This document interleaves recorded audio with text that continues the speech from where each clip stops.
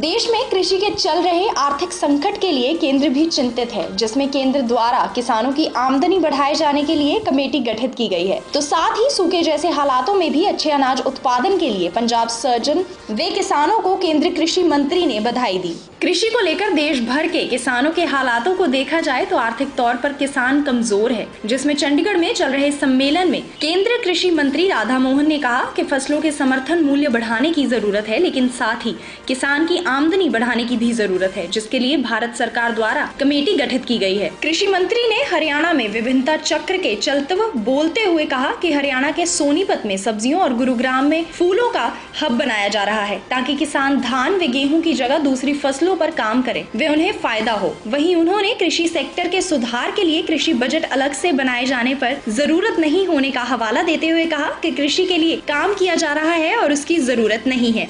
लगातार 3 फसलों में सूखा की मार हम देश के कृषि वैज्ञानिकों को, राज्य सरकारों को और किसानों को भी बधाई देंगे कि 14-15 से 15-16 का सूखा बड़ा सूखा था, फिर भी उत्पादन में कमी नहीं हुई।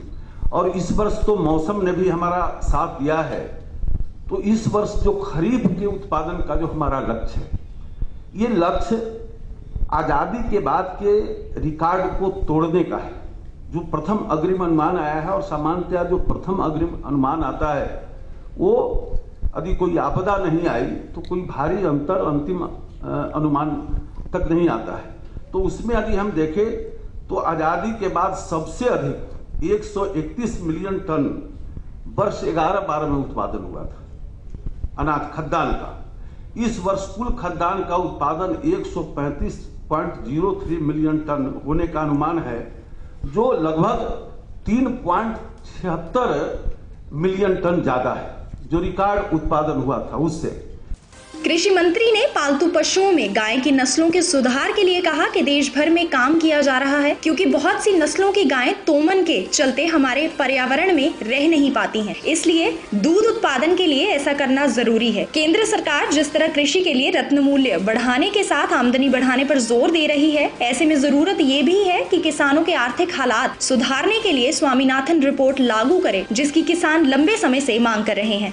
पूरे देश में समस्या रही है और इसीलिए मैं कहता हूं कि इस पर चिंता निश्चित रूप से होनी चाहिए, और इस पर हमारी सरकार ने किसानों की आमदनी कैसे बढ़े और उनके फसल की आमदनी की गारंटी कैसे हो, इसके लिए देशव्यापी कई योजनाओं का निर्माण किया गया है और उसके परिणाम निश्चित रूप से आने वाले समय में प्रकट होंगे। आज़ादी के 70 वर्ष हुए और किसानों की समस्या, देश बहुत आगे गया लेकिन गांव और किसान जहां का वहां खड़ा है।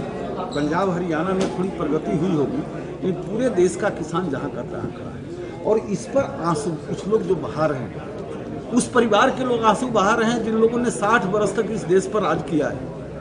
10 वर्षों तक जिन लोगों ने इस राज्य का संचालन किया, वो 10 वर्ष किस खाट पर सोए थे जो आज खाट पर सोकर चिंता कर रहे हैं, जबकि आज खाट पर बैठ के चिंता कर रहे हैं। और 10 वर्ष जब राज्य को संचालित कर रहे थे देश को, तो खाट पर सोए थे। लेकिन मोदी सरकार जब आई तो हमारे प्रधानमंत्री जी का पहला वाक्य था कि हमारी सरकार गांव गरीब किसान के प्रति समर्पित है, और करके दिखाया है। पिछले बजट में आज़ादी के बाद सबसे ज़्यादा गांव गरीब किसान कल्याण के लिए बजटीय आवंटन किया है, और निश्चित रूप से उसके परिणाम आएंगे और आने वाले समय में किसानों की आमदनी निश्चित रूप से बढ़ेगी।